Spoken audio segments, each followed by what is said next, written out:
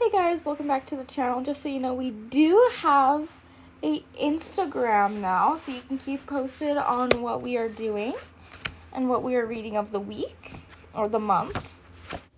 Untangle Your Anxiety, Chapter 10, Success Stories from the Community. We thought it would be helpful to include some recounts from members of our community that talk about their successes. This section includes a selection of stories sent in by members. We have anonymized people's names by changing them. Sally's story with panic disorder.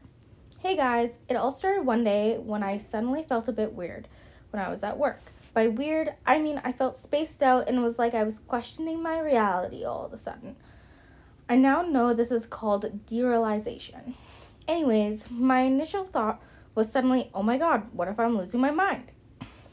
To add to this, I suddenly started panicking over what was happening. My heart started to race and I began to sweat. More rapid what if thoughts started to flood my mind, such as what if you're having a heart attack, which just added to my overall panic. I looked around desperately, looking to my colleagues for help, but their faces looked far away, and the look of concern on their face only added to my worry. I pleaded for someone to call an ambulance, which they did.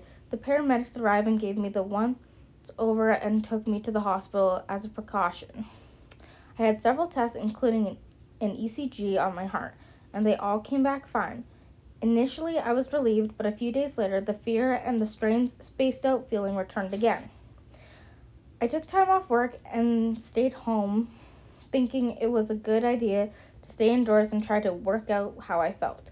I paced my room and analyzing why I suddenly felt the way I did. I kept waking up with a sense of dread and doom that would not shift. My feelings had all my attention, and days went by with no progress. How I felt affected my sleep, eating, and digestion, which yet again added yet more worry to the pile. It was only after discovering you guys that I began to realize that there wasn't actually anything wrong with me. You also signposted me to relevant resources with my doctor, and the hospital failed to do. To be honest, I never really resonated with the word anxiety. I just thought it was a word that worriers use to describe their feelings about everyday worries. Yet there I was, feeling anxious.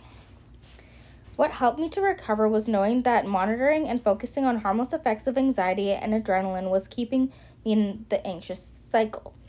Also, I really helped to see that my anxiety problem was more of a phobia than an illness. I had developed a phobia of the symptoms of anxiety. I was terrified of panicking.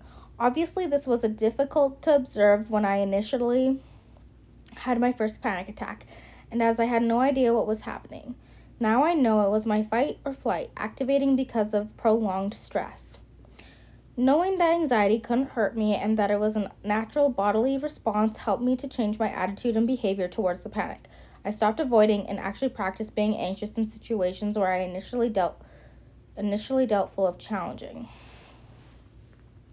My aim was clear. I wanted to eradicate the secondary fear that you speak about, the fear about worry, and I did this by identifying all of my safety and avoidance behaviors, such as staying at home, pacing my room, and trying to solve the problem mentally.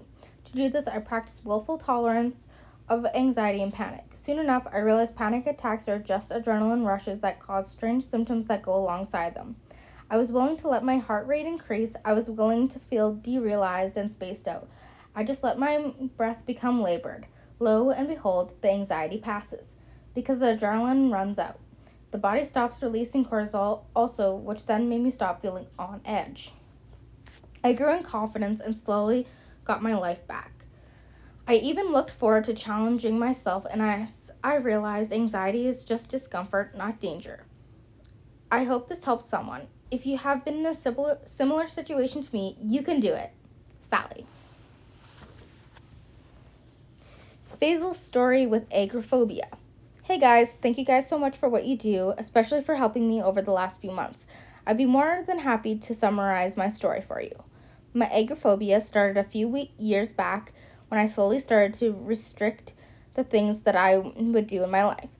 I now know it first started when I refused to go on holiday abroad because I had an anxiety attack when I was in Spain one time. My vacations from then on were localized in the UK, but I didn't properly acknowledge what was happening. I also started to avoid driving on motorways or busy roads, choosing to take the longer, quieter routes instead. When I really noticed there was a problem, however, was when I was walking in the hills with my wife, and I experienced a panic attack, or what I now know as a rush of adrenaline. This frightened me so much that I immediately turned back and went home. Of course, this is when I stopped going for walks, which I usually love doing. I asked work if I could work from home for a while, which they allowed me, and I spun some excuses as to why. I set up my office in the spare room and I got into the habit of working from home. As time went by, I realized I didn't need to leave my house. My wife did the shopping and when it was my turn, I ordered the shopping to be delivered. This facade didn't last for long though, and my wife began to question me because she was concerned. My agoraphobia kept me inside by suggesting thoughts and scenarios in my mind about me freaking out if I attempted to leave the house. I had made my house my safe zone, but in reality, it didn't help me staying inside. Looking back, I realized that my safe zone had been changing over time, by shrinking and shrinking since the moment I experienced anxiety whilst in Spain. I shrank even more when I started to restrict myself to certain routes to work, then finally confining myself to my home. My anxiety had successfully managed to get me to avoid the outside, using scary thoughts and sensations. Ultimately, I stayed home, just in case something awful happened if I left the house. However, if I really peel it back, I didn't leave the house because I was afraid of how it would make me feel. Agoraphobia is a fear of fear, where the mind just suggests nonsense to you in order to get you to avoid. To recover, I reserved all this. I practiced willful tolerance and tried to do things without white-knuckling my way through them. I also spoke to a counselor and my wife about how harsh on myself I could be, and this helped me to apply a more accepting attitude when it came to successful but patient recovery. I also educated myself on what was happening in my body and learned invaluable insights from the DLC Anxiety and Anxiety Josh. I constantly reminded myself that this is just anxiety and that it cannot hurt me. It also helped me to understand why my home became the safe place and why I hardly ever experienced anxiety there. This is because every time I experienced an anxious episode, I would withdraw to my home. Importantly, every time my anxiety subsided, I'd always seem to be in my house. My amygdala was registering an unhelpful message that the only place I was seeing to calm down was in my house. With this knowledge, it made so much more sense as to why I was more reluctant to go anywhere else. I knew I had recovered when I went on a long walk with my wonderful wife, and I started to experience shortness of breath and feeling a horrible sense of doom. I felt the urge to run, but I didn't. Not so long afterwards, my anxiety subsided. I slowed down a little, but I didn't stop walking. Knowing that anxiety can and will pass wherever I am was the most empowering fact to learn when overcoming anxiety. A big thanks to you guys for educating me on this. Best, Faisal. Monique's story with generalized anxiety. I'd always been a worrier since I was a child, but ever since becoming a mom, my anxiety went off the charts. I couldn't get through 10 minutes without worrying about something. What really helped me was understanding the process and function behind worrying. My worry was a byproduct of my threat response that was trying to look after me. My threat response, trying to keep me safe, was constantly monitoring my life for threats and suggesting catastrophes to me. For so long, I engaged with these thoughts because I thought that if I worry about something, I can prevent the disaster from happening. This just kept me worrying all the time, though. Since having kids, I realized I didn't have all the resources to maintain this unhelpful worry cycle. Over time, and thanks to learning about anxiety and the GAD, I realized that it was safe not to engage with the constant what ifs my brain was throwing at me. What was more difficult, though, was practicing not engaging with the feeling of uncertainty and danger that GAD always throws at you. I got really good at disengaging from the worry and committing my attention elsewhere to the present. I got really good at observing my patterns or behavior and worry and rewarded myself when I caught myself ruminating.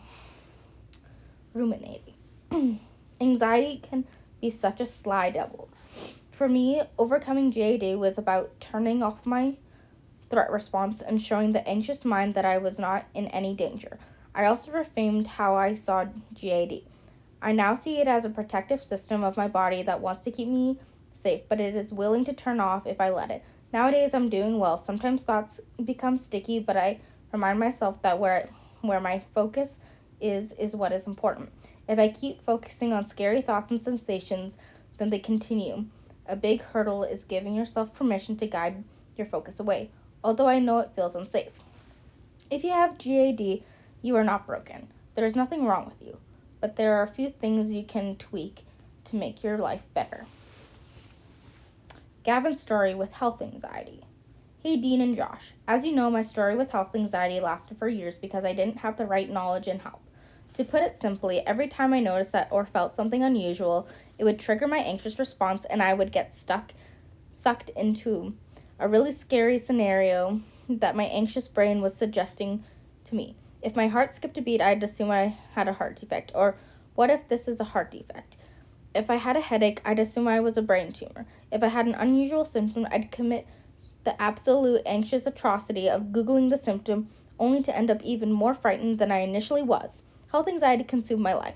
Now I know that my amygdala triggered my anxiety in response to unusual triggers and made me doubt that I was safe. I am now aware that the anxious response made me doubt that random symptoms were harmless because in this whole purpose of anxiety is supposed to make me doubt so it has my attention and that I stay on alert for potential dangers. Instead of stepping back and acknowledging this, I engaged with the scary thoughts and sensations as if each trigger was real, which just kept me in a habit of assuming every symptom was a sign of immediate dismiss. I'd seek reassurance from people around me. I'd constantly ring my doctor, ask for advice in social groups, for forums, and trawl the internet for that relief and reassurance as I thought I was desperately in need of. What I didn't realize was that I was making an anxious response and its content the center of my life when it occurred. When I learned to allow the anxious response to be there, not engage immediately and seek empty reassurance, I noticed that my anxious response started to come down. When the anxious response, or as Josh calls it, the threat response, calmed down, I started to see things with more clarity again. The skill with health anxiety is to learn not to immediately engage with it. I knew deep down that my symptom was a symptom of anxiety, but resisting the urge to drop everything immediately and give my full attention was the biggest hurdle. I can safely say that I can do this now. I'm happy because the more I've practiced this over the last few months, the less and less the anxiety and sticky thoughts consume me. Gav. Married story with OCD. Hi Josh and Dean, here's my story of living with OCD. Growing up, I lived with typical OCD behaviors. I couldn't stop washing my hands and I had to tap the doorknobs 10 times before leaving the room. If I didn't do these things, I had an intense feeling that something bad would happen. If I didn't wash my hands, then I would worry that it'd somehow contaminate and kill my family. Likewise, if I didn't tap the doorknob 10 times, then I'd panic that someone would break into the house and burgle us. But it went beyond these typical OCD behaviors as I had developed other mental compulsions. At night, if I didn't picture my loved ones' faces in great detail and in the correct order, then something terrible would happen to them. However, as I grew up, I noticed that I stopped exhibiting these behaviors for reasons that were unknown to me at the time. Perhaps I was distracted with life, but regardless of the reasons why I was fine and free from OCD up until my 20s. During my 20s, I developed an anxiety disorder after experiencing a panic attack. I was so scared of the panic attack itself and so scared of health anxiety that the OCD habits that I had somehow rid myself of returned. This time it came back in the form of self-monitoring, checking and scanning the signs for panic or signs of healthy anxiety. I noticed that some of my old OCD behaviors had also re-emerged. I found myself cleaning excessively far too often. This was not helped by the involvement of the pandemic, as you can imagine. I was aware of the reappearance of compulsive cleaning, but luckily, being mostly at home during this time, that particular behavior didn't affect me too much. But what was really unhelpful was the obsessive monitoring of self-scanning and kept triggering my threat response.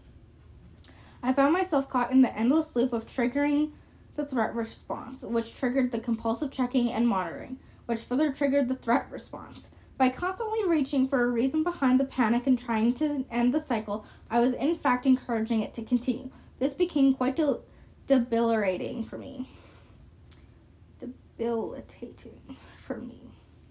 By learning about anxiety and how the threat response works from you, Josh and Dean, I realized that OCD is about turning off that threat response. It suddenly all made sense. I realized that I overcame my first OCD when I took my attention away from the threat response. Ultimately, my OCD left when I got my first job where I was busy and distracted, because I guided my attention away from it. The threat response turned off. I didn't realize that at the time, but now, with the practice of turning off my focus elsewhere and learning not to compulsively check and monitor myself, I am able to manage my OCD. And perhaps more importantly, when I can stop myself performing these checks and refocus my attentions elsewhere, I congratulate myself. I sit down and figure out how long it has been since the last time I was able to do it, and I give myself praise for this achievement. Doing that has been really helpful. Moving forward, I have tried to keep my focus on the external because OCD thrives on the attention of thoughts, especially intrusive thoughts, and doing this has really helped me. And I still got a little way to go, but I'm working with a CBT therapist as we speak, and I've already made huge leaps in progress when it comes to the checking of compulsions. My anxiety has come down by 80 to 90%, and I'm pleased to say that I'm living what is a normal life again. Married.